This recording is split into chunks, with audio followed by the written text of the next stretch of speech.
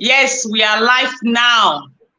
We are live now. We have Coach Violet here with us. Good evening, ma'am. Already. So you are live. You are not live. You are not live with us in the stream yard. You are live with us on YouTube. Thank you, ma'am, for everybody that is joining us. Thank you. Today we are doing our book review, How to Win Friends and Influence People, and this is the Visionary Parent Academy. In case you are not coming from the academy, this month is our month of emotional intelligence.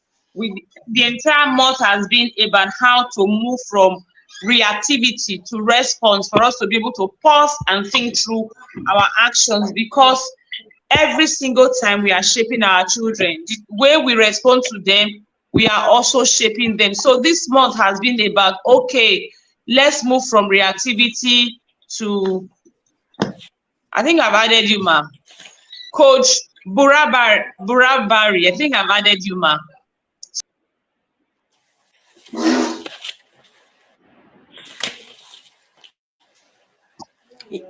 Yes, I'm seeing her. Good evening, everyone. Good evening, Coach. Good evening, ma. Yes, Good evening, welcome on. thank you. I don't have light in my area. I'm struggling to use the phone. Work. Sorry about that. Okay, so why are we reading the book? Someone would say, but how to influence people, how to win friends and influence people. What has it got to do with becoming emotionally intelligent? The truth of the matter is, one of the major reasons why why we read this book, or why I recommended this book, was because I realized that every single principle in this book will stretch you. And like I've always said, becoming emotionally intelligent is not a gift. It's not a gift. It's not something you just have because you're a parent or you're a human being. It's something you have to learn, and you have to stretch yourself, constantly stretch yourself. So every single principle in this book will require you to stretch yourself. This book, if you are able to practice this principle, is a test. If you are able to carry out these principles, it becomes a testament that you are emotionally intelligent. Because at every given point, you have to be able to pause and understand what is going on, and then be able to apply the principles. They are super. And apart from that, like I always say, in the Visionary Parent Academy this year, we are all about reaching the heart of our children. We are all about nurturing conviction. We don't want to be forcing, fighting, forcing. No, we want to nurture conviction, we want to reach the heart. And guess what? There is no better way to reach the heart than for you to know how to have the right way to approach issues. Growing up, we used to hear, you don't have manner of approach, you don't have manner of approach. This book is a book that teaches you how to approach issues. And I always say that if you can apply these principles, not just to your relationship outside, but to your family, your kids, your spouse, your relationship will transform from 0 to 100. And why do we even get angry at our children? Is because they are not behaving, they are not doing what they are supposed to do, or they are doing what they are not supposed to do. There is always something that is making us clash. Now, if we can have them behave, have them cooperate, we'll not have to clash again. And if you understand every single principle in this book, it will help us communicate with them, talk to them in such a manner that we are not going to clash. So understanding our emotions or being emotionally aware will not even be an issue in the first place. Now, this is why we are reading this book. I don't just want you to read. The book is very easy, it's very common, it's a book you can get. You can walk into any bookshop and get the book. How to Win Friends and Influence People. After reading the audio, I have the hard copy. I think it's in my bookshelf here, my mini bookshelf. I did not, but I didn't use it this time. I just focused on the e-copy because I was just reading on the go. So please, after reading this hard e-copy, go and get the hard copy and pass it on to your children. I've told my children several times that they are going to read this book. In fact, maybe this holiday, this meeting, this second term holiday is what we are going to read. We are going to read I think is it up to 30 principles we have in the book, or 28. We are going to read one principle for maybe 2 principles a day for the period of the holiday.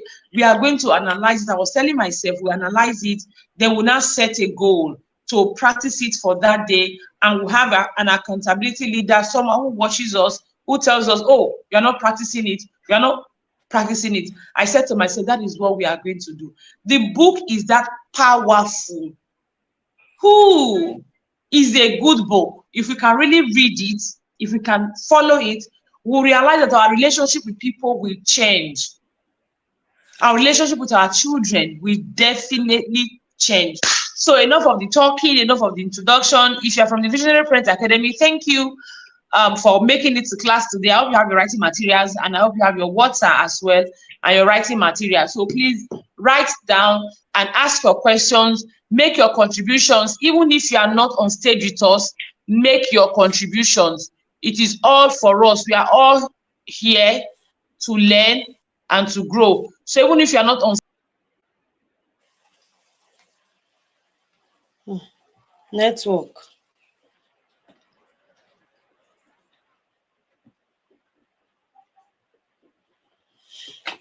Okay. I don't know whether I can continue from where she stopped until she's back. I'm sure it's network. Okay, she's back. Okay, Coach Violet said true. Yes, ma. Yes, ma. I was telling my children the other day that I remember, I think I heard this thing from my dad a long time ago. I said, you can tell someone to go to hell and they'll look forward to a beautiful trip. You can also tell someone to go to hell and they'll say, excuse you, you will start a fight. It is the way you say it.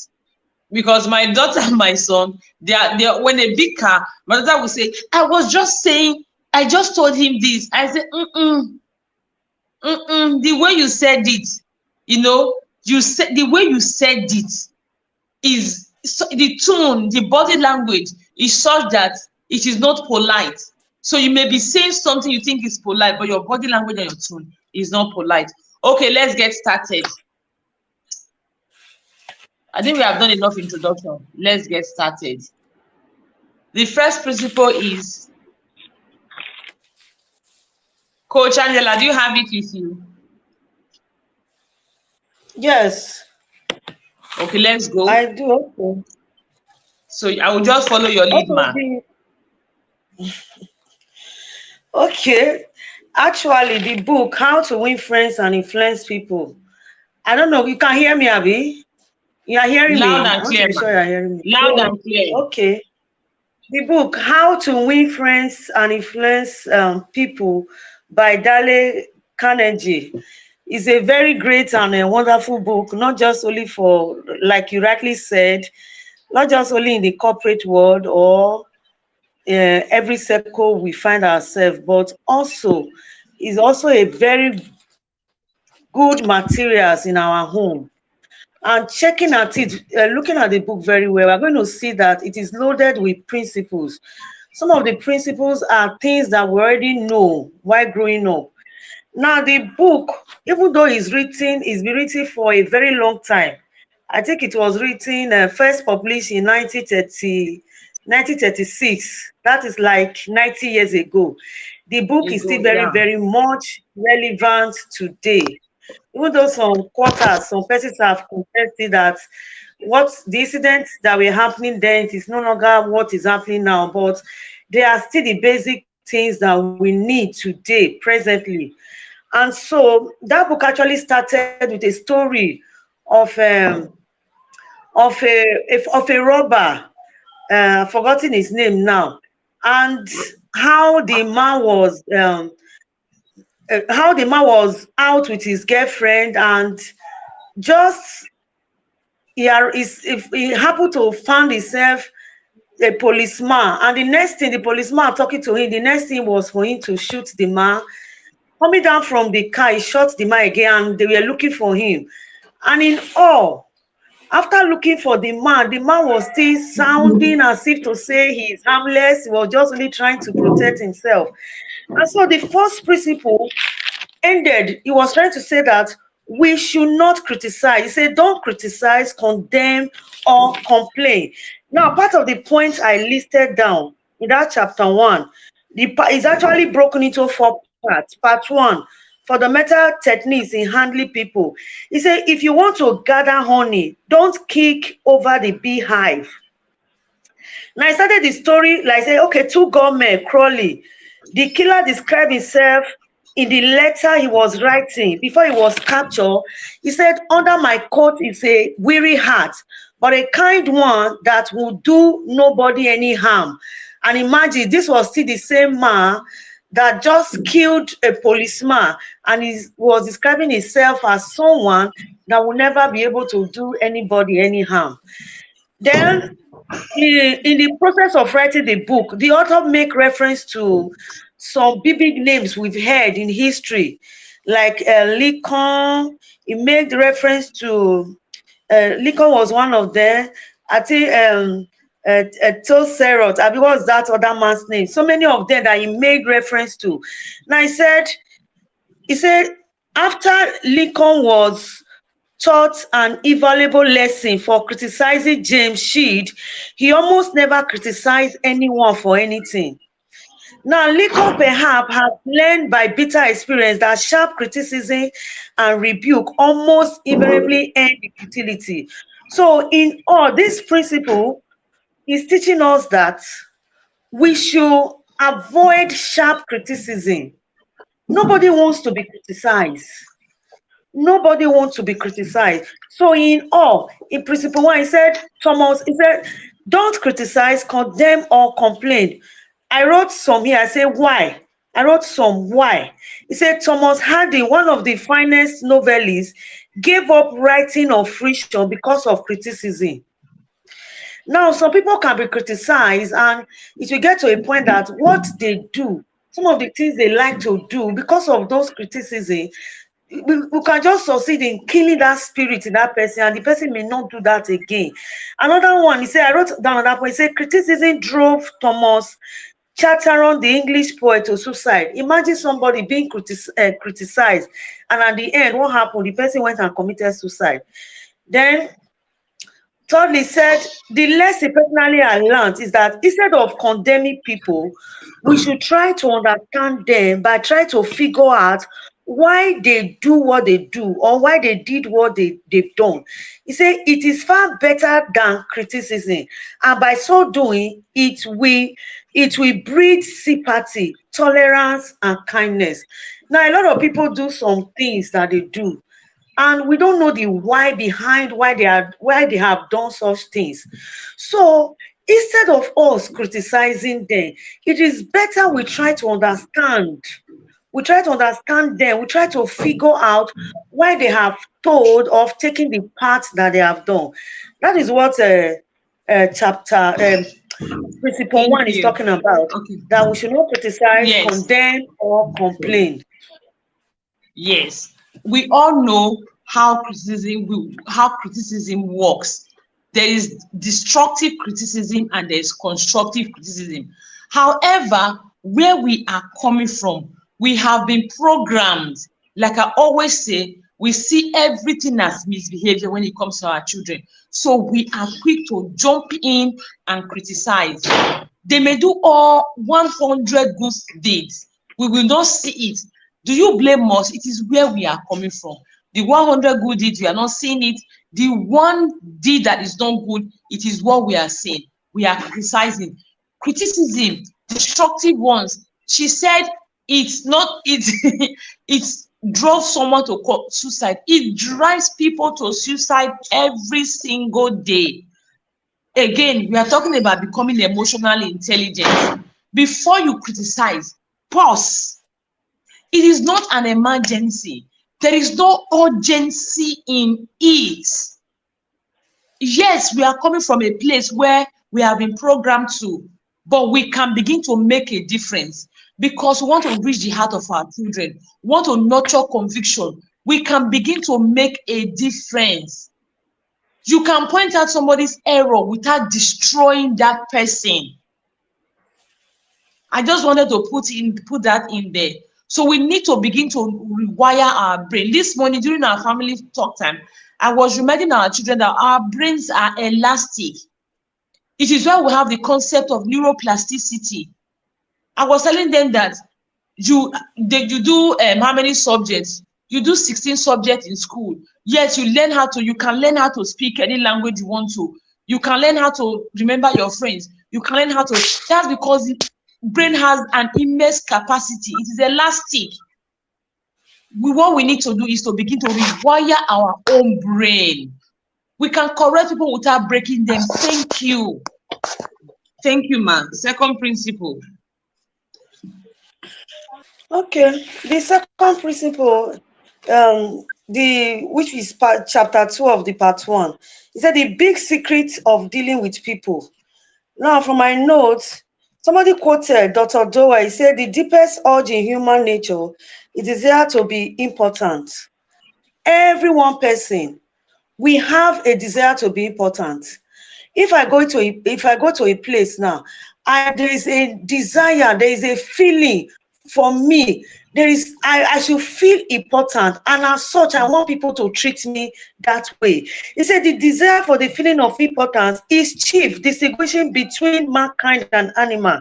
He said how people get this feeling of importance, however, differs from one person to another. He said, for example, now he said, why John D. Rockefeller got his own feeling of importance by building a model hospital. D. Rockefeller was a very big man. He built a very big hospital in China. He gave them money to build this hospital in order for sick people to be taken care of. That was how he got his own feeling of importance, taking care of sick people. Yeah. Why he got his own feeling of importance from that, another person, which was declared as a public enemy, a robber by the name Dillinger, got his own feeling of importance by becoming a public enemy of the society. Can you imagine? Then the book further exposed or further made us to realize that even some persons, they got their own feeling of importance by even becoming insane, becoming invalid. Let me look for where I wrote it. Okay, so now the desire for the feeling of importance make people to become anything or behave in certain manner, including becoming sick, invalid, or insane. Can you imagine that?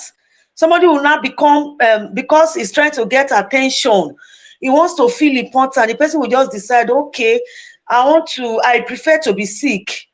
Then he said he particularly mentioned somebody.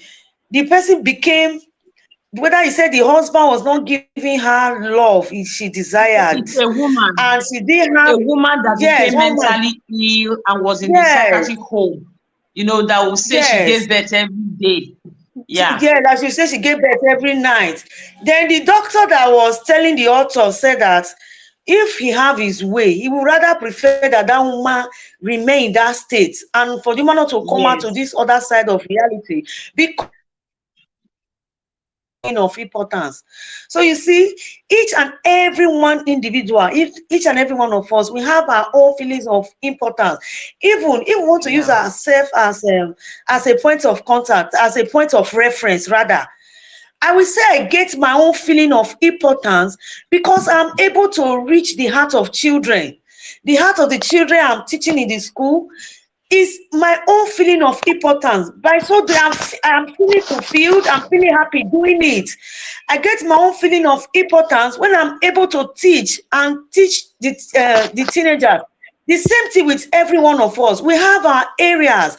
Like you, coach, now you can say you get your own feeling of importance when you are able to reach the heart of parents so that at the long run, they're able to also bring up their children in the proper manner. So every one of us, we have our own feelings of importance. So it ended by saying that principle 2, we must be able to give honest and sincere appreciation.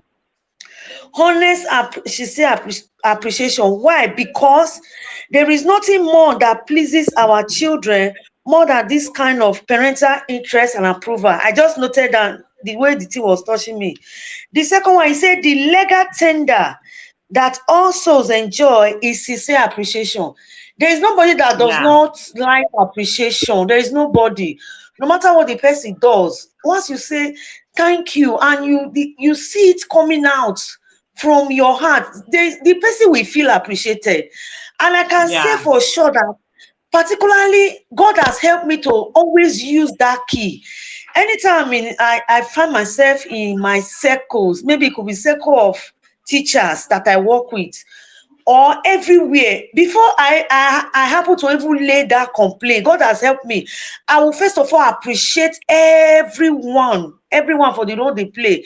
In fact, some days ago, while reading this book, I was just thinking of there is a particular teacher. The teacher honestly has been giving me some stress.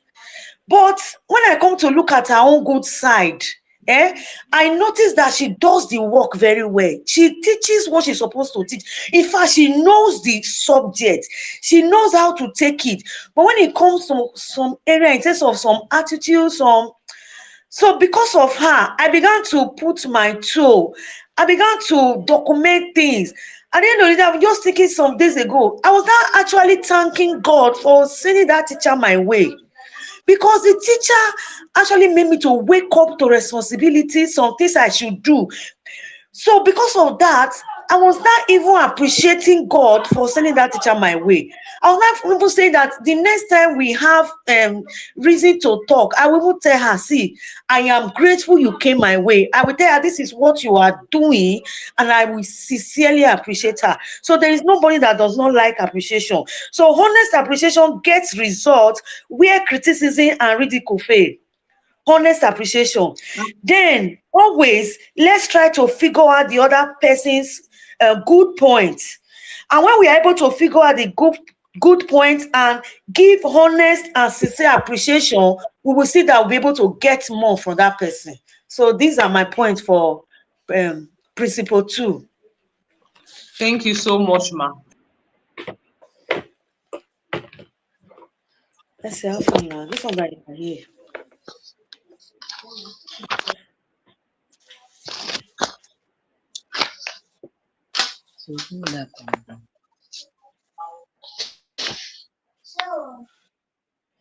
It's actually me trying to allow the comment on stage. I was trying to allow in the comment on stage, and then it threw me out. True, everybody wants to meet, everybody wants to feel important. Someone said something that she was okay, that pushed you to sit up, like she pushed Hannah. Oh, to have a child. Wow. Coach Violet is reading Bible. You know, Hannah, mother of Samuel, the co-wife, always there. Yes. That taunted her, made her sit up, go to Shiloh and cry and pray, moving her lips. So she's saying the woman is like, your staff is like that Penina that pushed you to sit up. Yes, everybody likes to feel of importance. I've always talked about this. Everyone likes to be important. It is, importance is recognize me, see me, hear me, see me, know that I am important. It is why very many people, even very many young adults, go on social media, they do all sorts of manners. They see me, know I am here, just see me. And children, like she said, I think Coach Valen said something that maybe the criminal was not giving recognition when he was trying to be good. So he now went bad because everybody, I was telling a parent yesterday in the Visionary Parents Academy, we're talking about her spouse, and I said, he's someone that loves recognition. He's someone that loves recognition. Everybody likes to feel important, but there are people, their inner drive again is to be recognized. They want to be seen. They want to be heard. They are the people that they are on the faces, on the stage, because that is their innate drive.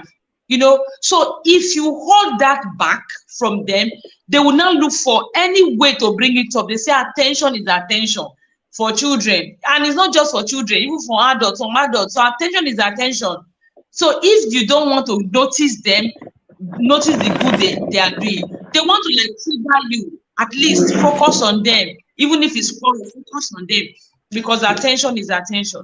And again, all these things, when we have our children, when we are able to acknowledge our children, when we see them, when we hear them, when we make them feel important, it goes a long way to help in our relationship.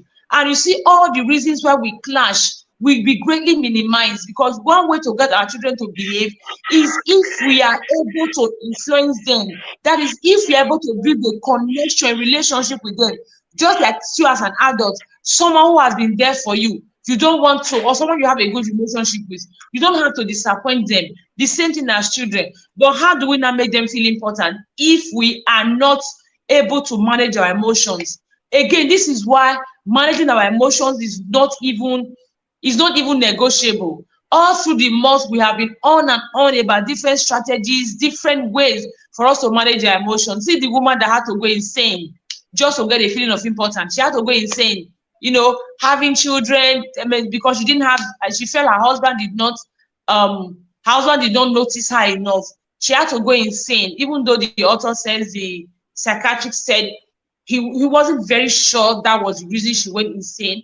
But from all indications, that may actually be the reason she lost her consciousness, and she was getting her fulfillment from there. So having our children feeling that they are seen, they are heard, they are important is not even negotiable in our relationship with them, in reaching their hearts, in nurturing conviction in them. However, you cannot do that if misbehavior is an emergency. You cannot do that if your emotions are always everywhere. So I beg you, as we listen to this class, go back to our class. Luckily for the past 3 days, I've been trying to create how do I call it, a backup for us for this emotional challenge class, so that even after the challenge, there is something we are constantly referring to, I've been trying to create it, and hopefully I'm able to finish it by Monday, so that even after the challenge, there is something we are always referring to. Because whether we like it or not, our emotions, the way we respond to our children, they are one of the most important aspects of parenting. Okay, let's go. Coach, other coaches are supposed to be here. I saw Coach I don't know why I struggle to pronounce your name, and Coach David, but you are no longer here. What happened? If you are here, please come back and come back again, so that we can continue our review. Thank you so much, Coach Angela. Let's go on. Okay, or maybe you can see check if they are at the background. They are not there. I just checked now. None of them is there. They are not there. Now, the next principle that was discussed was principle 3, and that's chapter 3. He said, he who can do this has the whole world with him. He who cannot walks a lonely road. Now, he said the only way on earth to influence other people is to talk about what they want and show them how to get it. Now, actions spring out of what we fundamentally desire. First, arose in the order and eager wants.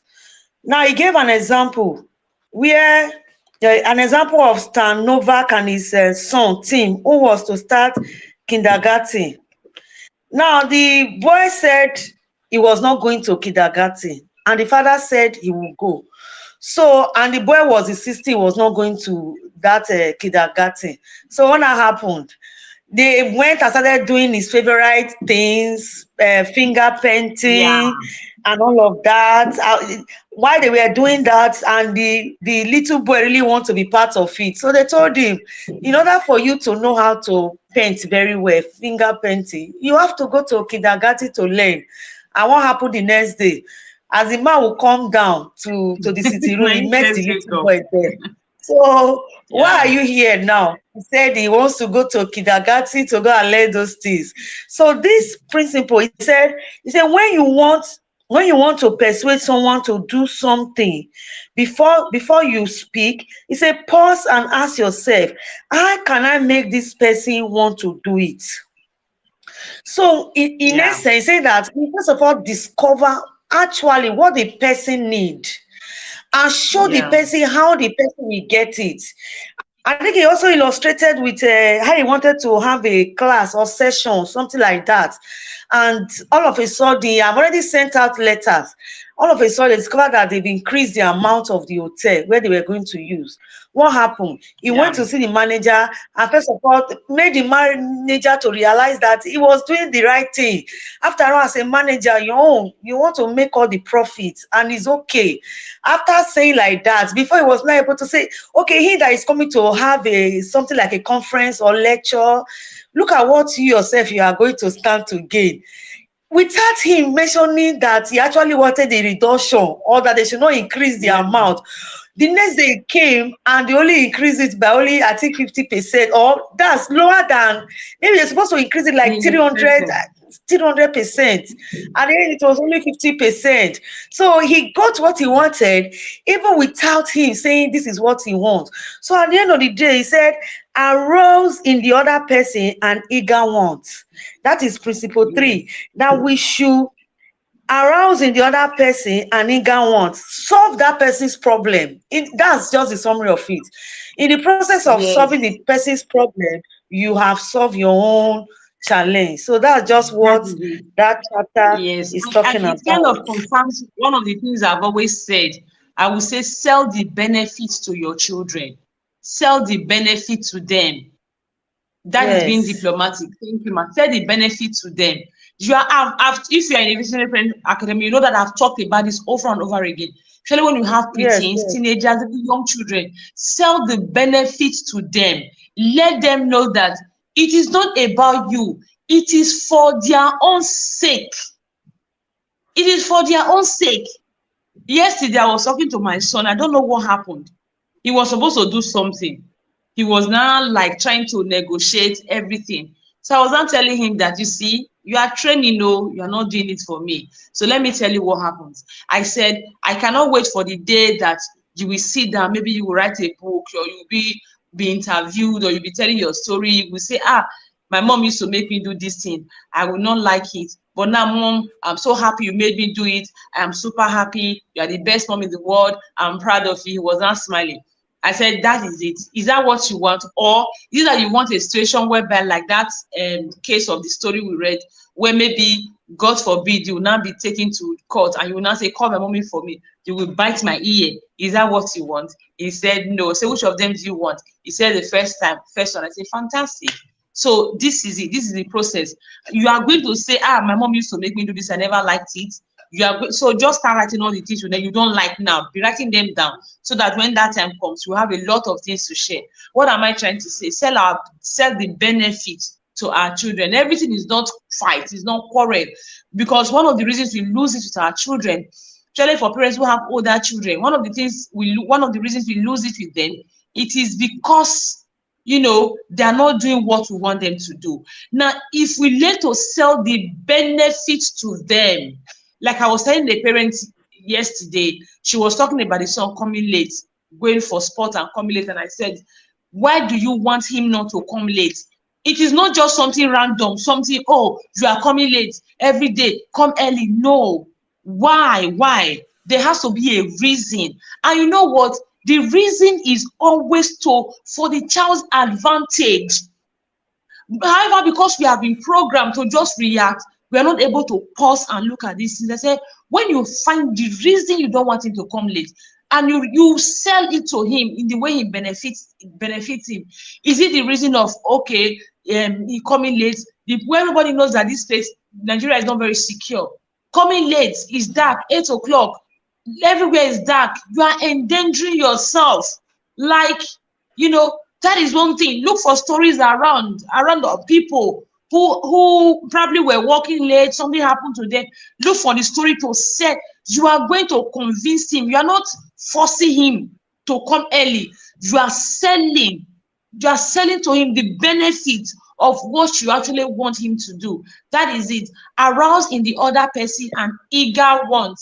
Well, I don't know whether I got that principle of selling the benefit to your child from this book. I don't know, but I have always said it, and it's something I try to do with my children all of the time.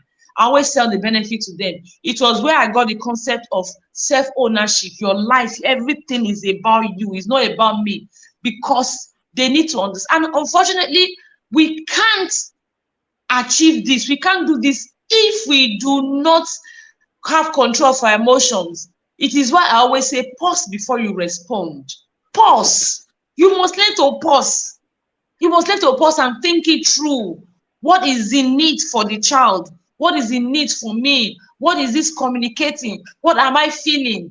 You know, thank you so much, Coach. So I'm a Coach. David joined a while ago and then she has left again. Coach Dinado, please let me type in the group, in the class. Maybe that it's network. Is maybe tell Coach Bura Barry. I don't know if I can go to class. Okay, go on, Coach Angela. Okay. Then the next part is part two of the book.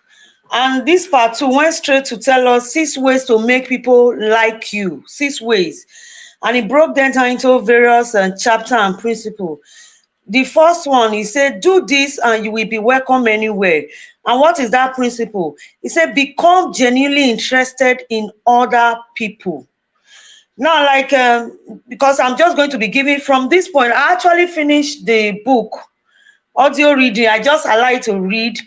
Then before I actually started, I came back to come and start reading the hard copy and taking my notes.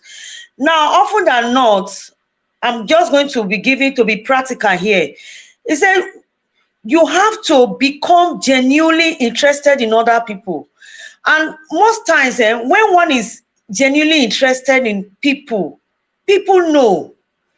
I think there was a point before now when he mentioned about the fact that there is difference between flattery and when you give a sincere, honest, sincere, different. The difference is clear. Yeah. With time, the people will know that either you are honest with your appreciation or not. Now, I'm using myself as a practical, practical terms now.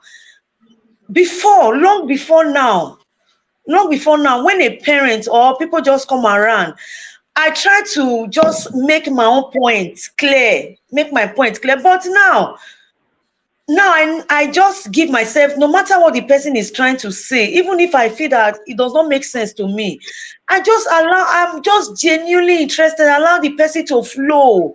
So you allow the person to continue. When the person now finish, you try to see, you genuinely show that you are interested before you now begin to even say your own point. So in summary, this chapter, this principle is trying to help us to see that we have to be sincerely interested in other people's affairs and not just what we just stand to gain.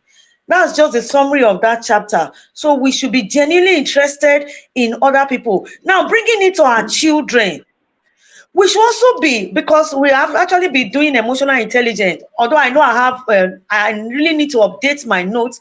I'm going to do that. Our children, we have to be genuinely interested in them. Sometimes we see our children when they come back from school or they've gone to various places and they return, and we see that there are things that ought to be done. And even when they are trying to even tell us, parents, including myself, me here, they are trying to tell us that, see, Mommy, try to understand now. Mommy, see this point. It is that chore, that thing that you have not done, we are trying to point out. But if we are able to be genuinely, to show that we are sincerely interested in their pain or in the stress they have gone through, you will discover that the relationship will just be okay. The relationship will flow. So that's just it. Thank you, ma. Thank you so much, ma. Thank you. Being genuinely interested, yes. Now, I also remember what you were talking about. I remember the book we read last month. How to, what's the book again? 7 Habits of Highly Effective.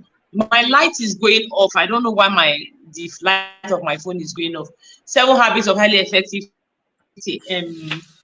Family. So remember the part where the man talked about him wanting to have a relationship with his friend. You know, he went to meet Stephen, and Stephen told him, okay, listen to understand. He just went to the son, and the son was like that. The son saw through him, saw that it was just on the surface, it was nothing deep. That is it. Our children already, they know when you are just trying to fake it. They know when you are not genuinely interested. They know When it is about you, you are forcing it. They know. Now, this is why I will say again and again, don't force it. Don't force it. You know, yes, I know they are our children. We actually want what is good for them. But when we constantly force it, it's about us. It's about us. It's no longer about them. And I was telling someone the other day, I say, parents in the Visionary Parent Academy, I say, choose your battles. It's not every single thing you respond to. When you are responding to every single thing, you become a broken record. See, finish, you enter. So they will not believe you are interested in them. They will think it is your way. Mommy likes to nag, mommy likes to hit, mommy likes to. That is what. But if you choose your battles, you know when to respond and when not to respond. It will go better than you constantly responding. So our children know when we are interested. They know. I don't know about your children, but I know that my children, you know, they know when you are interested. And being genuinely interested in people. Today I heard someone was saying, I don't know if you know this guy on Facebook, Alvin of Lagos. I listened to him. He was talking about his experience with someone that was very close to, and he said something. He said it is not every school for something. There's a way he made one parable that I said, and maybe I'll go and look for it again and write that parable down. And I said, wow, this is actually beautiful. What am I trying to say? Our children know when we are genuinely interested in them. And no matter how interested you are not able to show it, because intentions and actions are two different things. I always tell my children that people don't know your heart. Like my daughter will say, I wanted to. That was not what I meant to say. I was just joking. I will tell her that we are not in your heart. We are not seeing your heart. So we don't know your intentions. You are judged by your actions. So for very many parents, we have good intentions. Unfortunately, our children don't see our intentions. They see our actions. It's our actions they will not use to judge our intentions. And based on our actions, they will not judge our intentions. So if you are genuinely interested in them, please show it. Show it. Thank you very much, ma. Thank you, Coach Angela. Thank you. Okay, the next one. Okay. I think the network is really disturbing Coach David. I think so. Okay, she's coming in and going out. The next point or the next principle actually is talking about, it says a simple way to make a very good impression. A simple way to make a very good impression. And sometimes, in reality, sometimes you see some persons, when you look at them, as you are looking at them from their head from looking at their face, it is the way they present or carry their face. You will not be able to say, you will not say, what happened? Are you well at all? Are things going on well? Because in reality, you see some persons, the face, you don't actually know when things are fine, when things are not fine. The face is always like as if it is stony. No, so the books always said, actions speak louder than voice. You don't make, it says, action speak louder than voice. You make one happy with a simple thing. In summary, you make one happy with as simple as a smile. It says your smile, when you smile, your smile says a lot about you. Your smile makes one to know that it says, okay, I'm happy, I am glad to see you. So in essence, that particular principle is telling us that we should learn to do this simple thing, as simple as smiling. As simple as smiling. As my husband would say there, in fact, not too long ago, my husband would say, that time when we were dating there, you used to smile a lot. He said, but now I don't know what is happening. The face, you're no longer smiling again. I don't longer see the smile. I said, good. So you see, smile is what normally we normally draw people to you. The way you smile, the way the face is, we tell the person whether the person should continue with what he or she wanted to say, or if the person should pause and hold on or go his or her way. So smiling is a very important principle that we should adopt and even do that to our children as well. We should do it with our children, do it with our spouses. We should smile, let us smile even with our colleagues and where we are working. If in every time our face is always like stone, as if we carry Olumo rock in our face, we don't even know when God will even want to even bless us with contracts. And contract is pursuing us and something good is looking for us. And when the person is coming, the person is seeing stony face. The person will go back. The same way when we as parents will relate with our children. We should let us smile at them. Our face should be welcoming. That is what that principle is talking about. Having a face that says you are welcome. I want to see you. You are welcome to my space. So that's just a summary of that particular chapter. Smile. Yes, thank you very much, Ma. Thank you. That is it. That is just it. You know, I remember when I first read this book one time, I don't even understand my screen now at all. I remember when I first read this book one time, so I now decided to take, you know, when they say you took it personal, that was how I took the smiling principle personal. Very true. I learned this when one of my team mentees told me he couldn't approach me concerning a challenge because of my facial expression in church. Coach Violet. Can you imagine? Someone came to church with a problem because of your strong face. He now went back with the problem. Anyway, I'm glad he was able to talk to you later. So I remember when I read this book a long time ago, and I said, okay, I'll be more smiling. I'll be smiling more. That was how I was smiling, though. Then my husband used to have his office in a complex, you know. So each time I'm going there, we're working together. So I would just smile.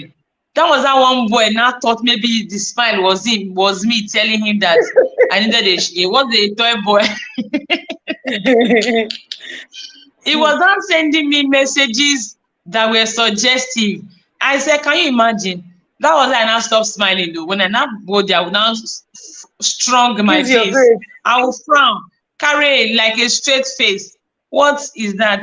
But frankly speaking, smile even makes our children growing up. And my daddy and smile, they were like this, two parallel lines that were not supposed to meet, you know. So because of that, he was very unapproachable, very unapproachable. So I remember telling my husband one time when we just got married, I said, you see, you will play, you will smile. He will say, are you a baby? I say, yes, so I'm a baby. See all the play and smile I didn't do when I was growing up, I will do them now, you know. So just be ready for that. So our children also, when we carry that, yes, I know that we can go through a lot.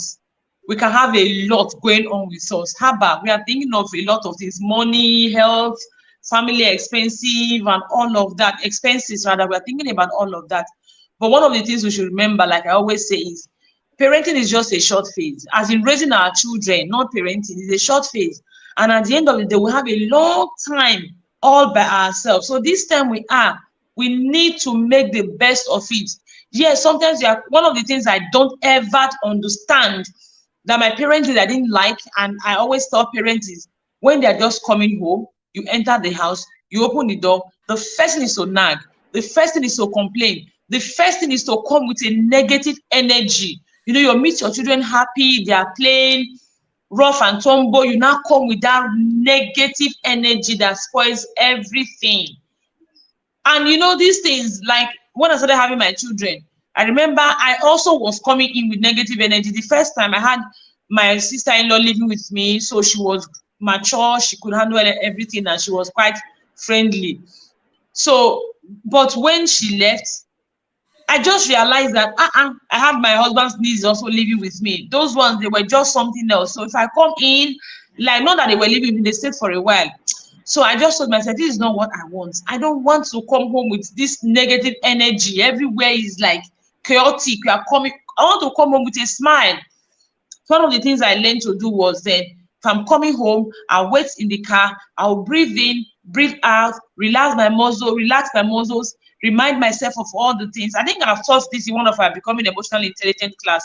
I said, set alarm. You know when you are getting home. You know, 5 minutes to when you get home. You know maybe you know the time. You get home, maybe you always know when you get home. Maybe you may not get home the exact time, minutes and hour, but you know that 10 minutes, 20 minutes, 30 minutes, give or take, you get home, except you're in Lagos. So set alarm for the time, maybe 10 minutes to when you get home, 5 minutes to when you get home. Then play a script in your head. When I get home, what am I going to see? If I see the whole house messed up, what am I going to do? They are going to fix it, but let me first of all connect. Let me make the home a safe space. Let me go in with a smile. After all of that, then I can now do my correction. The same thing, you are going to pick your children up. Always be warm with a smile. Let them see you. Let them see you and be happy. Let them see you and you are approachable. They are happy to see you. Not that they come in, they see you, everywhere is all chaotic. About 2 weeks ago, so a friend of mine, she was talking, not necessarily a friend of my family friend, she was talking about how I was going to travel. And the daughter was like, that is traveling. I could see her face was, her face literally lit up. And I told her that, don't tell me you are like me when I was growing up, because we literally prayed for my daddy to have a meeting, weekends. We pray for him to have a meeting, weekends. On Saturday, we'll be peeping 10 o'clock.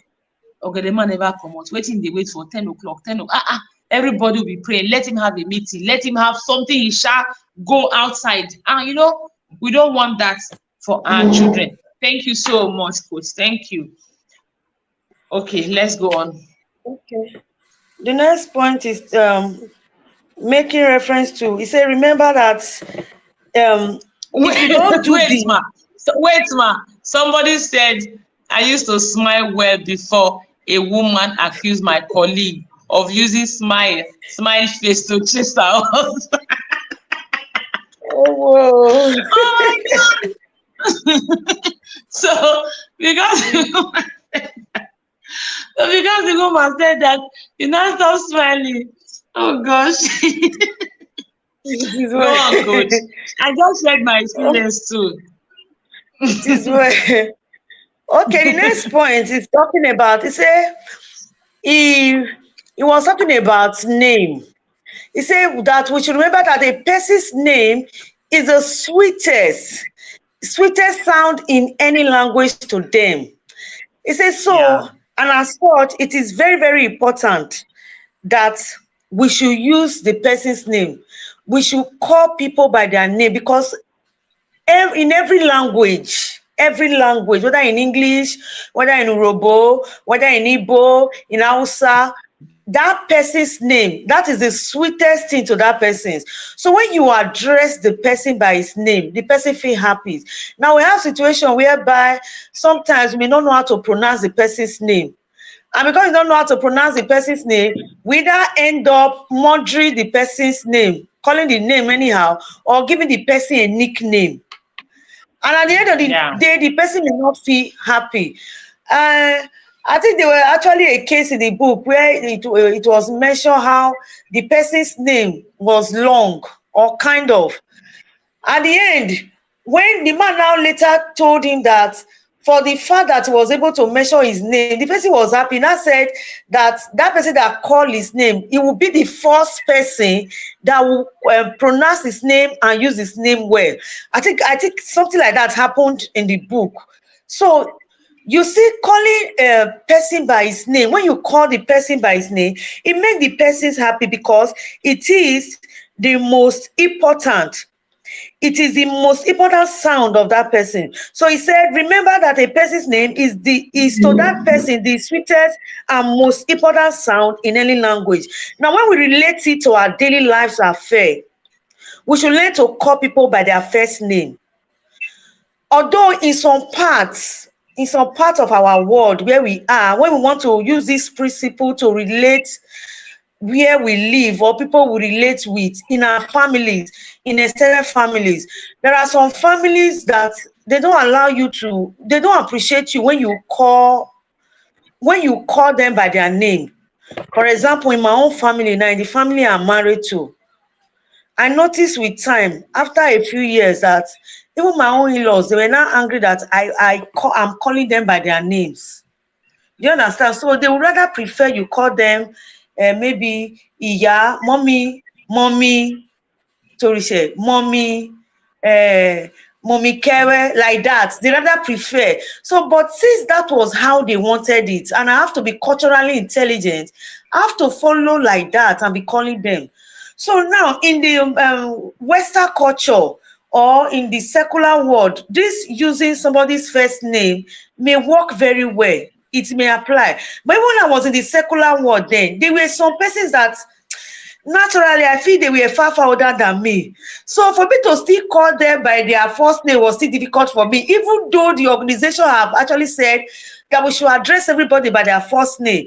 But I still found myself saying Oga, I'll put that Oga or Madam or Sir before I will put the person's first name. So for me as a person, even though this book have actually said we should address or promote the use of calling people by their name, but I will personally say we have to also be culturally intelligent. Like what I just, the story, what I just shared about me. So I called my in-laws. I called them by their first, by their children's name. Mommy this, because they are they mostly grow up in the West. So that is what they appreciate. So I called them because I know that when I call them like that, they appreciate it. It's sweet to them than me calling them their name like that. Yes. So I don't know. That is what that is just what I have to say. So we should just be culturally wise and use the name the way we know the people will be happy.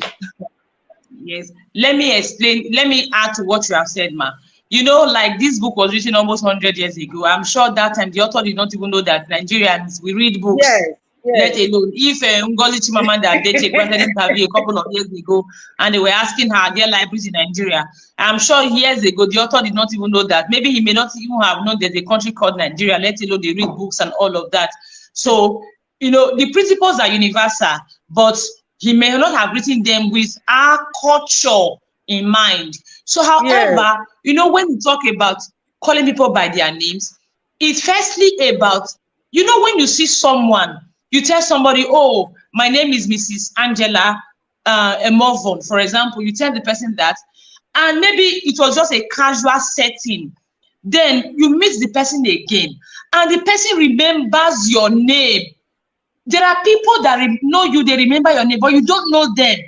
You feel important. I don't know how to explain. You feel it gives you a sense of, oh, really? Like a sense of endearment. It endears you to that person. You feel this person took time to actually remember my name. You know, that is one of the things. First of all, like coming to our place is our culture. It's not really about the name per se. It's about the little things. Now another one is like people work hard. When I teach children, when I'm teaching etiquette to children, I always tell them that if somebody tells you, call me Dr. This, don't bother to say, oh, I see people talking on Facebook, the doctor is honorarium, the doctor is honorarium, it's honorarium. They gave you the doctor as honorarium, it's a honorary doctor. I say, it doesn't matter. If that's, you know, people like to feel important. If that's calling the person doctor is something that makes them feel important, it doesn't take anything away from you. So those little things about the people, that is what matters. Even your children also, you notice those little things. You notice they are having open day in school. You notice it. You notice that, you know, you notice their friends, their best friends. You notice those small things about them. Their favorite cartoon character, you know it. Their favorite color. Those things, small things that we may think, oh, not a big deal. We notice them. They are in that circle of knowing people's names. Imagine you just know them. So these things will naturally endear people to you. Imagine you are in a place and somebody calls you, oh, Coach Angela, you turn. You are more likely going to be freer with that person than the other people who will not even know your name. Because that person that knows your name, you may feel, okay, that person knows you, or that person is interested in you, or somehow compared to people who don't even know you. So that is it. So for our children, we should also deliberately put effort to understand things about them. And you know, one of the things then, like I was talking about my daughter being fairness sensitive. If you do not take time to pause and think, you will not have this information. If you are always assuming, always jumping into conclusion, assuming, you will not have all this information. It is why it is not even negotiable. Pause is a must. Is a must for you to learn to pause. Thank you so much, man. Thank you. Okay, someone said, okay, Coach David said a former president that yes, that visited the White House. Just imagine a president super busy, enters the White House, remembers people's name. They will feel like they have won lottery, they have won jackpot. A whole president that has the national issue in his head remembered my name. The people, they will feel very important. You see how people say, I saw Obama, I shook hands with him, I'm going to photocopy this hand and put it in my CV. It's the same thing. It's the same thing. You know, we see them, we laugh about them, but they are really big deals. They are how we get our words of importance. Thank you so much, Coach Angela. Thank you.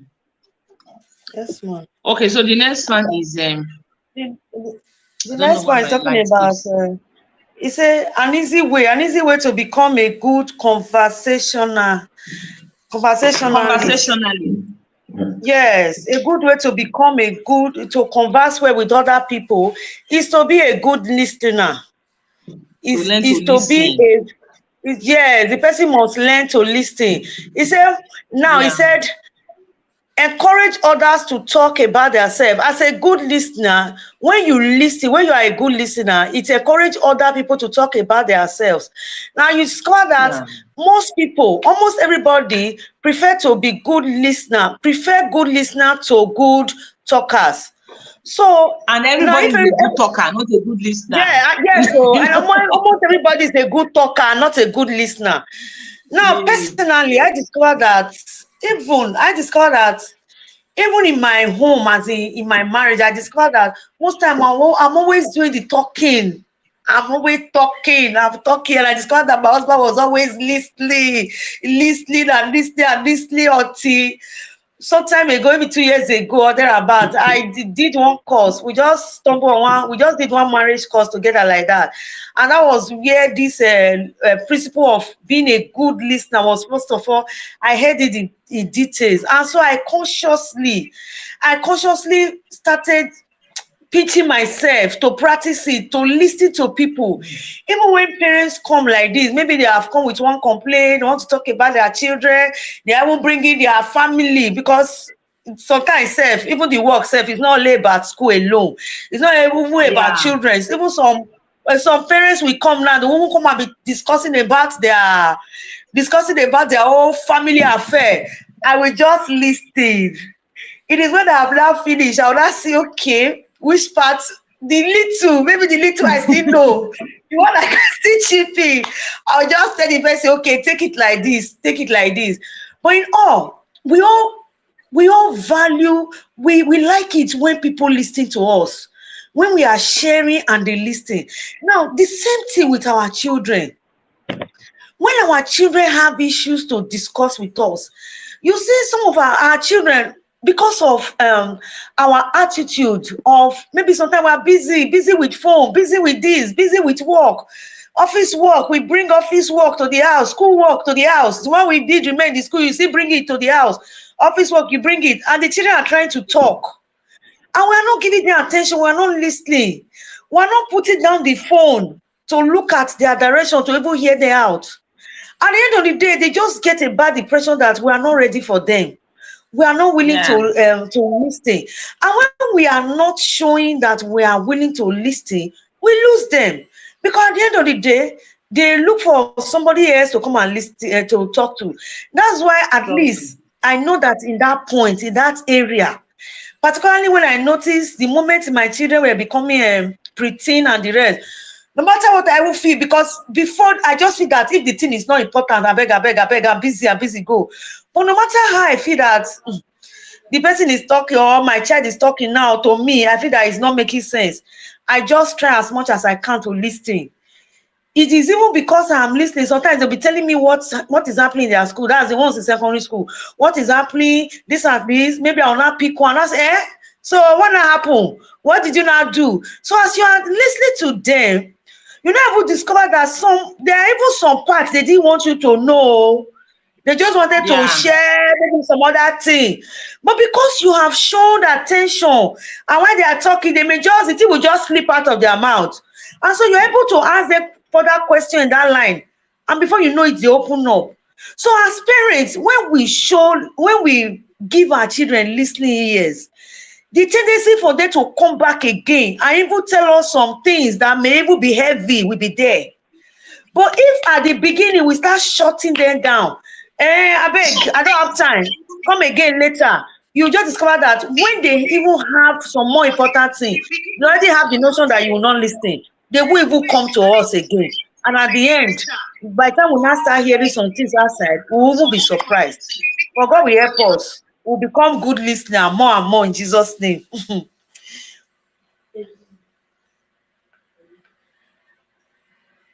I'm done talking, ma.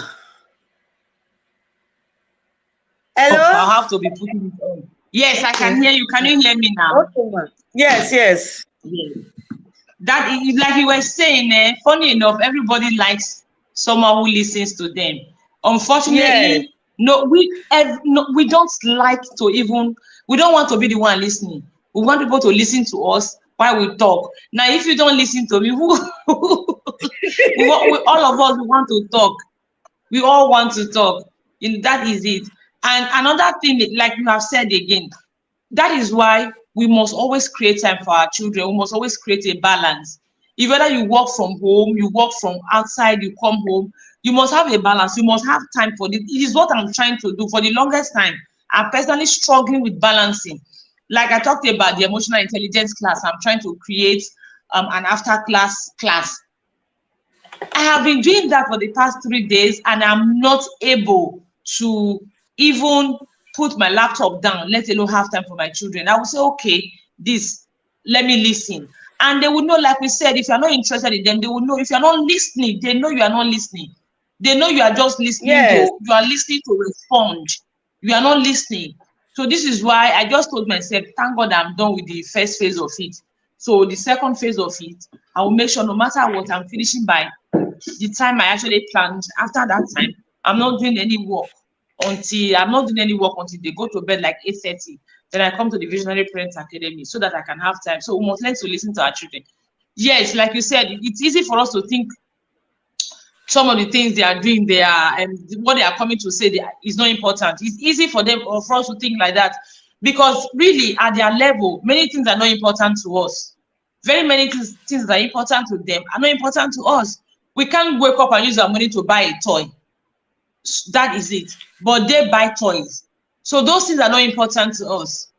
And it is the level they are. Now, if you don't learn to listen to them, if you don't learn to see those things that are important to them, we are not, in fact, it's all interwoven. Because if you don't understand what is important to them, you need to understand what is important to them and be able to acknowledge it for you to give them a sense of importance. So, and if you're not able to listen to them in those small areas, when the big areas come, how will you listen to them? It is right to the very many parents who struggle. Oh, my child doesn't talk to me. They don't confide in me. They don't share in me. It is not in one day. They will not wake up one day. It is one of the things I always tell parents. See, when you are parenting with a vision or intentional, you need patience. You need consistency. Your child will not wake up one day and start doing something or stop just because you ask for it or because they get to an age. I keep saying age is not a teacher. They will not just wake up and say, oh, because I've gotten to this age, I want to talk to my mom. You have to build that relationship. You have to have built the relationship with them. You have to have, and when it comes to it, is earn their trust. You can even have a relationship with your child and your child doesn't trust you. You have not earned their trust. So you need to be able to earn their trust. And how do you earn their trust? It's the small things you do every now and then. Little things you do every now and then that will make them trust you. I was listening to this woman, Reverend Christy Abaturi.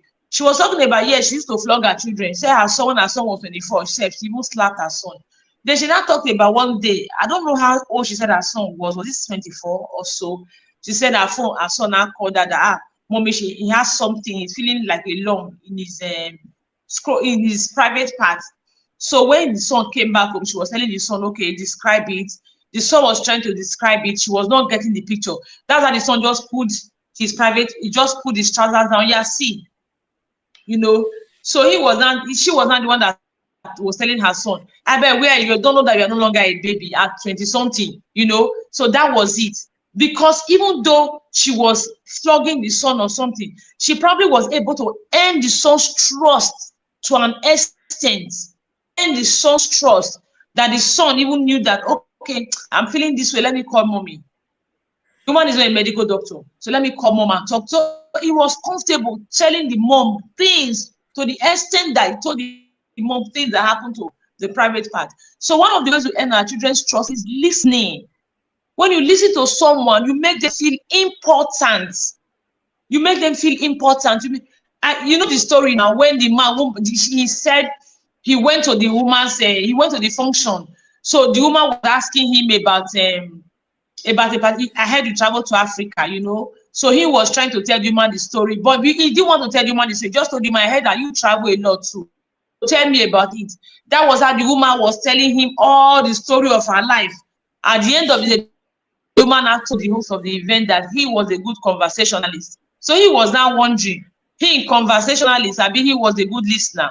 All he did was listen. The woman did not even allow, he did not even say anything because he allowed the woman feel important. Thank you so much, man. Thank you. And again, if we are constantly overwhelmed, we are stressed, and we don't know how to prioritize, we don't learn to listen to our children. We'll not be able to listen to them. And if we don't learn to listen to them, we don't know when they want us. They will not trust us enough. So their misbehaviors will increase. They will misbehave times 2. And when they misbehave times 2, we now react. We react. You see the circle. You react because they misbehave. They misbehave because they have not trusted you. You are not able to influence you. You don't have connection with them. So the circle becomes like that. Thank you so much, man. Okay. So which is the next one? The next one is talking about how to interest people. How to interest people.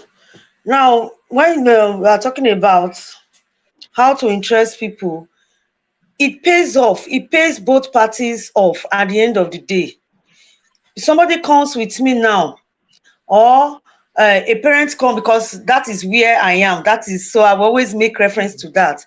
A parent come to discuss, maybe he has challenges, okay, let me use this. Maybe there's this special child that a parent brought before they even admitted the child self, was telling me, having concern about how the child was going to cope. And me, I'm not in the field of special children.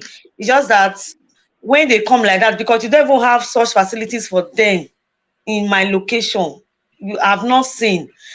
And the other one was already with us for like 3 sessions, and now she wants to bring out that one. That one is a special child.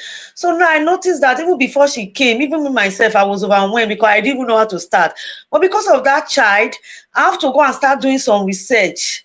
I have to go and start knowing more about this dyslexia, those hyperactive children that have special needs child. I have to learn a few things about that. And at the end of the day, I actually told you, man, you don't have issue. We'll just keep trying our best. And so whenever the woman comes, you might find out how the child was coping or how she's coping in the school. And we tell you the progress so far. The child does not give us wahala. She doesn't, even the child self, the child wants to even participate with every other child, all the other children. She wants to even participate. And we were even the one that is even scared. Say, sit down here. But you see this child, this girl wants to go the extra mile. She wants to be herself. She wants to join the other children. And so whenever the woman comes to make inquiry how the child is faring, we give feedback. We tell her that this child is actually doing well. It's just that maybe when she's moving sometimes, you notice that the hand, when she carries the hand, is somehow. And you know that I was actually wow to discover that this girl was even the best in her class this term. When I was going through the result, the girl was even the best. I was wondering how. Only me, I just put my hand like this. I was wondering how this girl is a genius. You understand? Now, assuming we didn't put all of those interests, now I was following up, I was giving her feedback, I was genuinely interested in her, how the girl was even coping at home. And at the end of the day, now the girl is even, she's free, she's happy coming to the school. So at the end of the day, the thing is paying me off and it's paying her off. She's happy now, she's comfortable leaving her child with us. And even we ourselves, we are further made further and further, as in we have gave confidence as well in our side. She's now free to even leave the child with us. The child will continue with us, and subsequently the relationship is just like that. So when we are genuinely interested, when people come to us, we should be genuinely interested in the affair, because at the end of the day, it will pay both parties. It will pay that person and it will also pay us through. So this principle, really, we should be interested. And just as you rightly said, all of these things we are discussing, they are interwoven. You can't be interested in somebody when you are not listening to the person. It's when you are interested, you listen to what the person will have to say. Even when she complains, when the person is complaining, you are not doing it well. You're supposed to do it like this. You give the person honest feedback. Okay, I'm going to improve on it. So all of these points we have discussed so far, whether the smile, whether to be make it to smile, to be genuinely interested in other people, and to make people like, and to talk in terms of the other person's interest. Everything really, just as you have said, they are interwoven. We can't really talk about one and leave the other one. So that is it, ma. Thank you, ma. Thank you so much, ma. Thank you, ma. We have spent over 1 hour. So let's just take a few more randomly and wrap up. Okay. Let's just take a few more randomly and wrap up, because if you want to talk about all the principles here, we are going to spend more than 1 hour extra. I tell you. Tomorrow is church, and I'm not even fully prepared. Even me, I'm not prepared, but I am not prepared because I'm teaching my teenagers tomorrow. I've not prepared my message and my Sunday school. So, but that won't take much. Yeah. Okay. So we just, the thing is, like, you can't win an argument. I love this part where he talks about even at the point he wanted to write a book on debating. I don't know if you read that part. He's talking about arguments, how we want to win an argument. Say at the end of the day, you win an argument and you lose the friendship, you lose the relationship. Yes. And I always say to my children, so what have you gained from it? What have you learned? Now, as in, I always say them, what did you learn? As in, how did it impact you? Nothing. You realize that it's just a waste of your energy. Right of bragging, excuse you, So yes, we always want to win. We always want to prove a point that we are right, even to our children.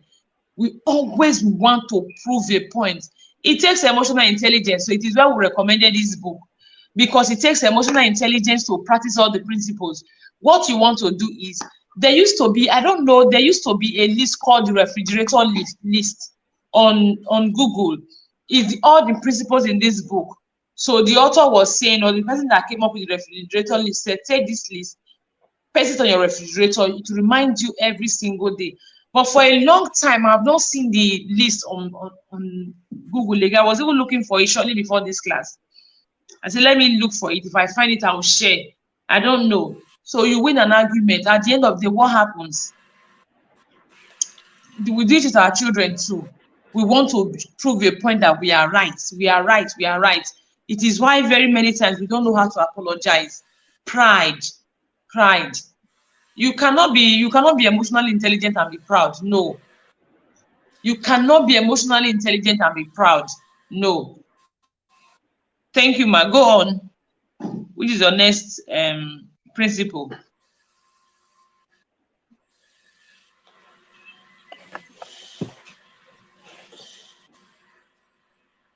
You want to share one more, ma? You want to share some more?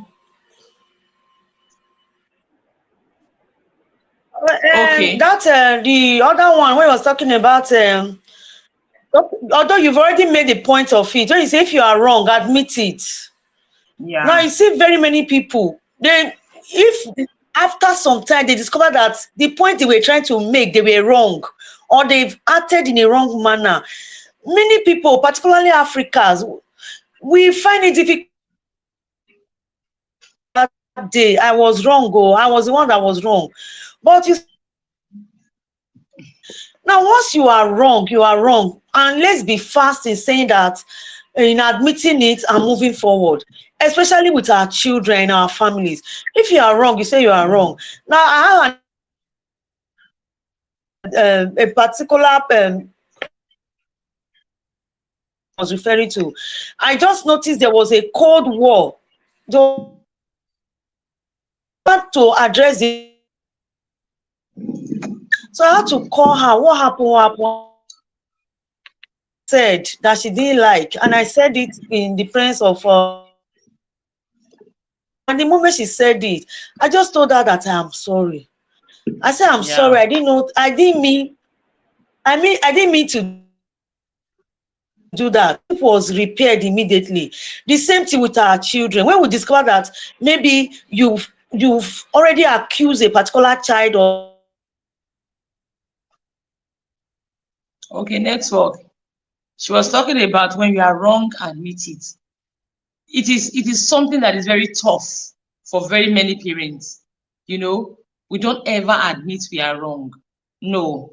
If we must build a relationship with our children, if we must learn to admit when we are wrong, and also learn to forgive when they apologize to us. You cannot even be emotionally intelligent if you don't know how to forgive.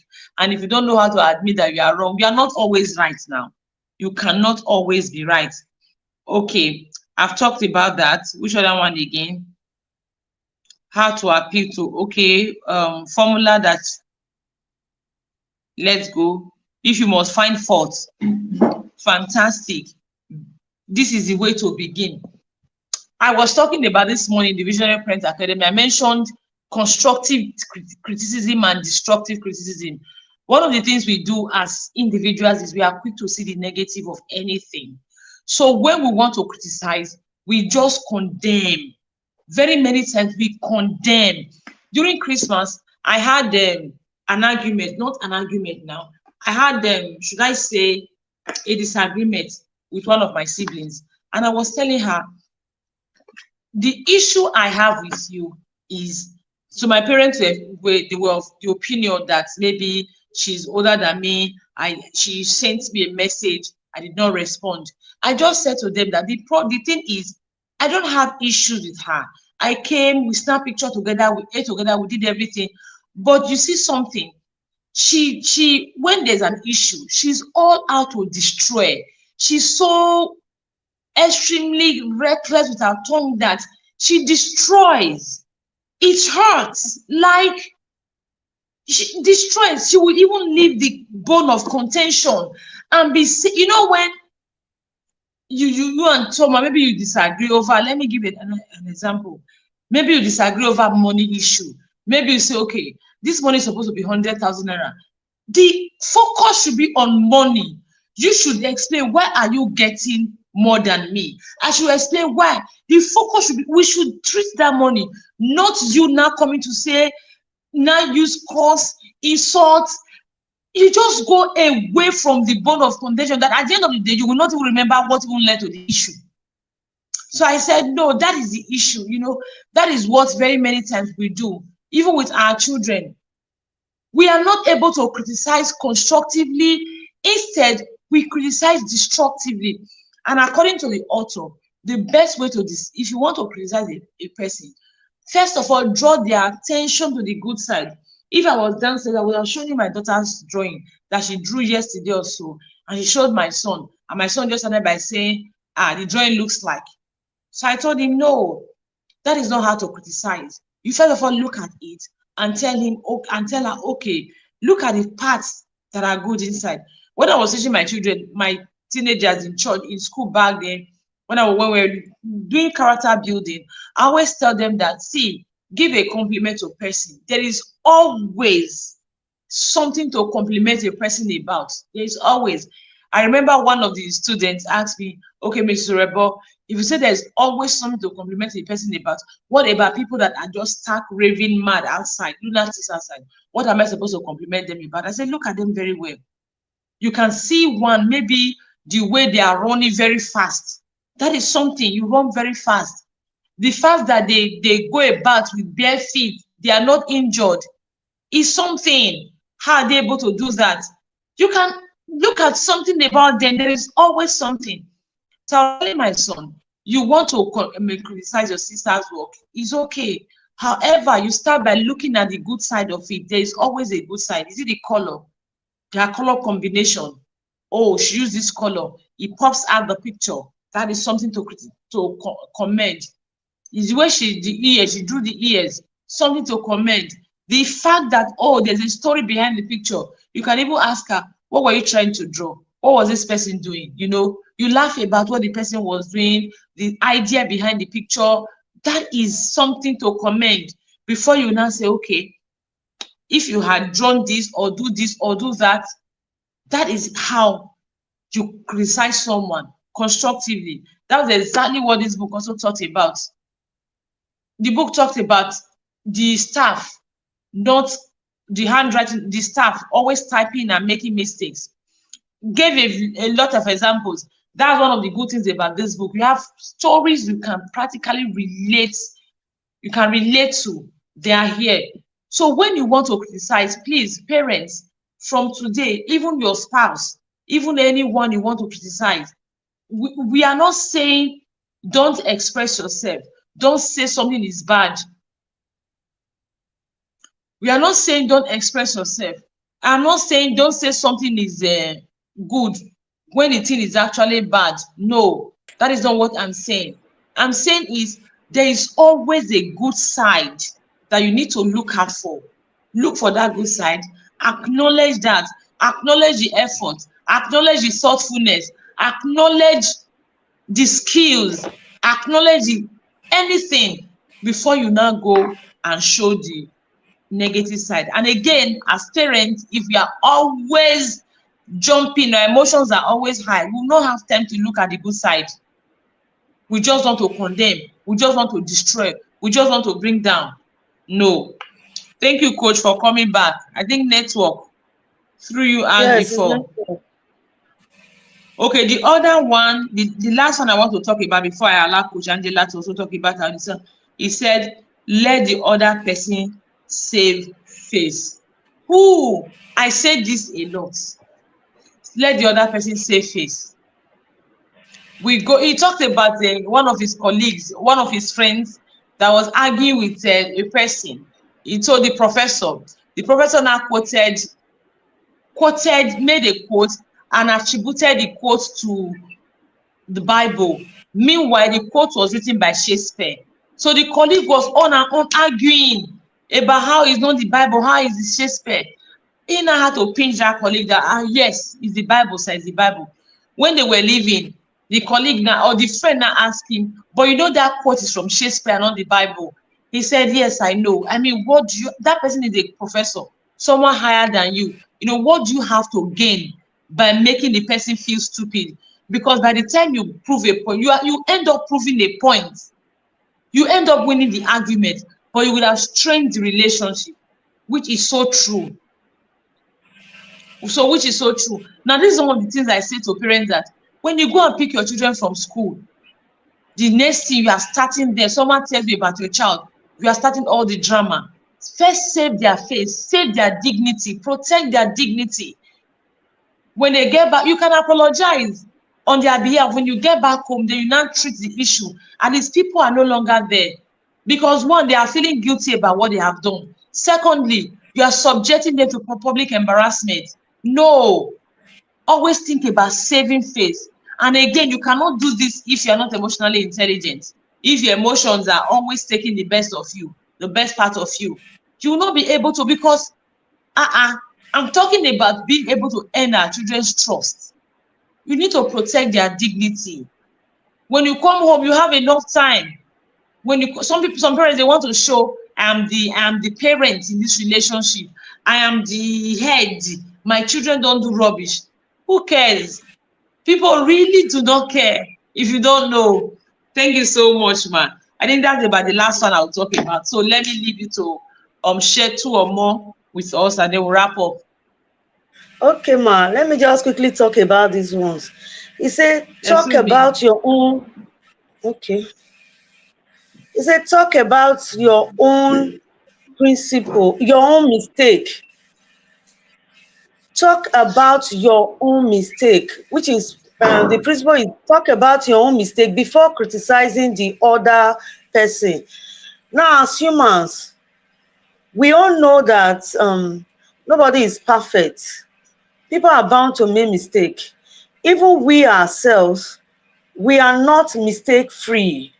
We can make mistakes, and this is because we have blood practically flowing in our body. So we are bound to make mistakes sometimes. And so when we are relating with other people, we should not let them see that we are Mrs. Perfect or Mr. Perfect. We should also let them know that we have made mistakes. We have made mistakes in the past. We can fall into mistake anytime, because you see that maybe we didn't rationally think about the matter very well, so mistake is bound to happen. So when we talk about our own mistake, we normalize mistake, and the person we are relating with sees that we are not perfect.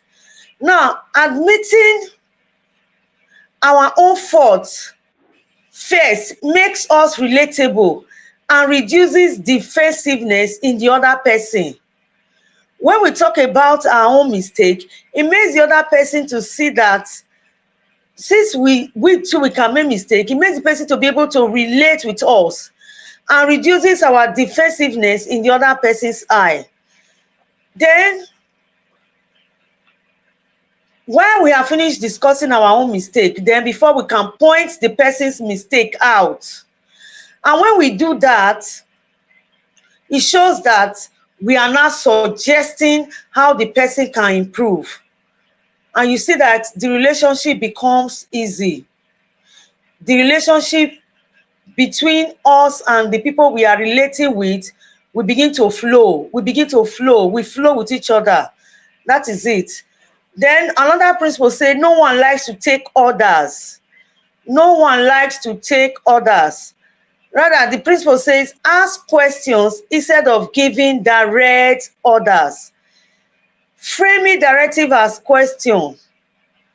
So we should learn to ask questions instead of just giving orders. So that's just it. So that's just it. Then again, I think another way we can, how to spur people on to success is that we should praise the slightest improvement and praise every improvement.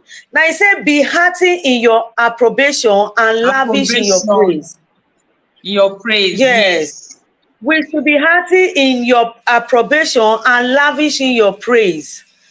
We should, in other words, we should be frequent and sincerely praise. He said, when we are frequent and sincerely lavish our praise, it further reinforces progress and motivates the person we are talking to keep improving. Now, Yes. when our children, for example, they have pleased us, they have done what they are supposed to do, they have delighted us, we see it. No, house chores is service. It's service that everybody does in the house because we're all part of the family. And that is how we have made them to see it. But sometimes when we are coming in, we see that sometimes they may refuse to do the chore. And when they don't do it, we are not happy with them. How about other times when we are coming and we meet them, they have done everything. They have done everything. In fact, there was a day I came. In fact, everybody just did everything well. At such point, what do we do? Do we also see it? Do we now say, okay, after all, they're also part of the family? Is their duty? That is what they have done? No. We feel entitled to appreciate. We have to appreciate them. We have to lavish them with praise. Make them feel that you are happy that they have done what they have done. And sometimes, in fact, my one of my twins, since this week, that my son just be delighting me. He will sleep everywhere. He will do his own work. He will do the rest people's own. He will do everything. He will sleep everywhere. He will come back and say, Bobby, I slept before. I'm sleeping again, no. I'm sleeping in the sitting room. He will be telling me, when he's telling me, I'm saying, that's the video. I'm tossing up for him. It's making me happy. So today I went to the market and I bought this what is this shoulder bag that they put Bible and a book.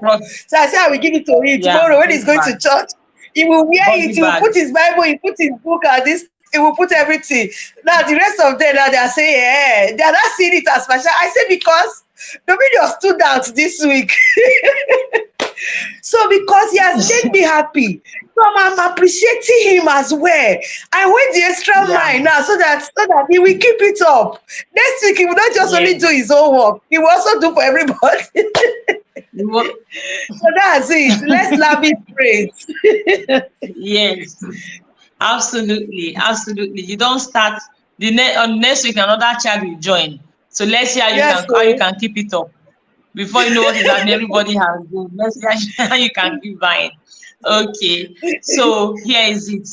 The truth of the matter is, like we said at the beginning of this review, this book is a book that if we apply the principles, we are going to transform our parenting.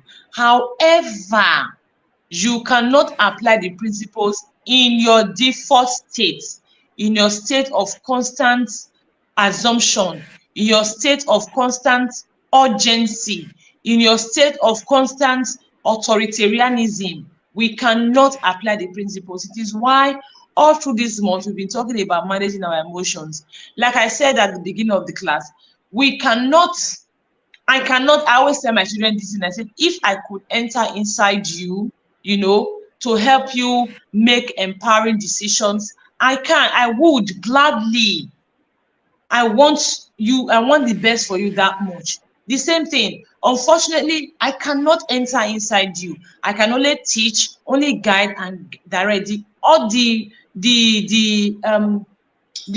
overall decision still falls on you. The same thing I want to encourage you. We have learned a lot in the course of this month, and we are hopefully, by the grace of God, we are also going to have an after class that 30 days where you can just go there and look for a particular topic that you feel, okay, I'm struggling with this. Okay, let me go and learn. That is what we'll be doing with all our courses, hopefully, by the grace of God. Let me go back and review. Let me go back and revisit this particular topic and all of that to help me refill again so that I'm not struggling. That is how much effort we are putting into making sure that you actually get results. You just don't come to the academy, be a bench warmer and go. You actually get results. However, you getting results, the transformation you desire only happens if you are able to put in the work. If you are ready to put in the work. And putting in the work is not easy. Nobody said it's easy. It is not easy. It is where you need to stretch yourself, like hard work. Listen to people who have shared stories of success, whether financial success, whether marital success, whether parenting success, whether even fitness success, spiritual success. They will tell you it is a lot of hard work. It's a lot of hard work. Yes, my sister-in-law came to visit me and she was fasting. So as she was fasting, we were eating spaghetti, and her son was eating spaghetti. The meat, she was looking at the meat up and down, looking at the meat. I say, if you chop this meat, have fire, not be me cause some, At that point, it was hard work for her. It was hard work for her because she was literally struggling with, I think she was supposed to break the fast by 12. She did not break it until 2 because of the temptation, because of the fact that she was tempted to eat the meat. She now kind of disciplined herself with extra 2 hours, So what am I trying to say? That spiritual growth. She's trying to grow spiritually. She's asking God for something. She's still fasting and praying. And it doesn't require to carry heavy load to fast and pray, but it's still hard work. Seeing all of us eat, no eating with us is hard work. So any success we want in life, it's hard work. The same thing, you want to succeed in your emotional intelligence, it is hard work. You have to push yourself, force yourself, leave your comfort zone, and then you are going to achieve results. And you need to be consistent. We are still going to wrap up the class in maybe, I think the month ends on Tuesday or so. So on Tuesday, we'll come live to wrap up the class. Thank you so much, Coach. Coach, I wanted to call your son name so that I'm not calling your first name. Like saying I give you the first name. Omavaye. Okay, Omavaye. I was saying Emovon. Emovon is a do. Omavaye. Thank you so much.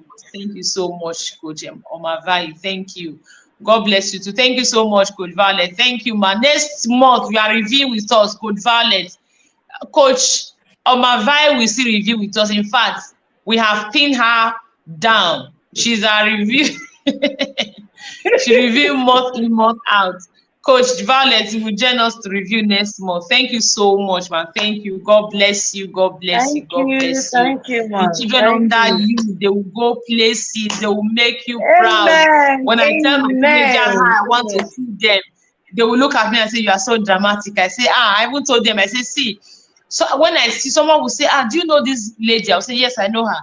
They will say, "Oh, please, I want to see her." I'll tell them to come, passing through me to see her. It is 1 billion naira for consultation. They'll say, "You are so dramatic." I say that you will be so important that people will be ready to pay 1 billion naira to see you. That's how I want you to be. Ma, the children under you, they will be so important. They will make you proud, make this generation proud. In Jesus' name. Thank you so much. And as we do for others, I always say, as we teach in school, teach in church, our honor will spoil. In Jesus' name. Amen. Amen. Thank you so much. Thank you, everyone that made it live. Coach Vale, Ojiabo, thank you. Coach Ebube, thank you. Coach Jinadu, thank you. Coach Ebere, thank you. Coach, we have very many people here. I'm sorry I can't see all your names. Thank you so much. Siphon, thank you so much for joining. Who else joined? Thank you so much. So next week, next month, the end of next month, we have another book review. So thank you so much. Good night, everyone. Good night. Thank you. Good night, Ma. Good night.